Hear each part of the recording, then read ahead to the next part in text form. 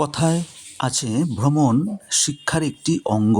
তাই ভ্রমণ আমরা যখন করি, কোনো জায়গাতে যখন আমরা বেরোই, তখন কিন্তু আমাদের অনেক কিছু শেখার থাকে, অনেক কিছু বোঝার থাকে, নতুন কোনো কিছু আমরা কিন্তু বুঝতে পারি। তাই আজকে কসবা কালীবাড়িতে, ত্রিপুরার কসবা কালীবাড়িতে আমি দাঁড়িয়ে আছি এবং আপনাদেরকে মন্দিরটা দেখাচ্ছি। সোজা রাস্তাটা গিয়েছে মন্দিরের কাছে। আপনি যে কোনো জায়গাতেই যান, যে কোনো জায়গা হোক, আপনাকে একটা নতুন কিছু শেখাবে, বুঝাবে, নতুন কিছু আইডিয়া পাবেন, নতুন কিছু দেখতে পাবেন, সৌন্দর্য উপভোগ করতে পারবেন।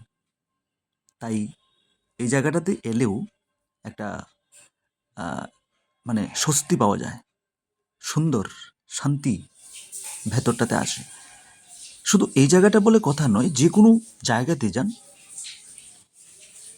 এটা বাইরে হোক বা দেশে ভেতর হোক, আপনাকে একটা শান্তি দেবে, একটা নিঃশ্বাস নিতে পারবেন এবং নতুন কিছু জানতে পারবেন, উপভোগ করতে পারবেন।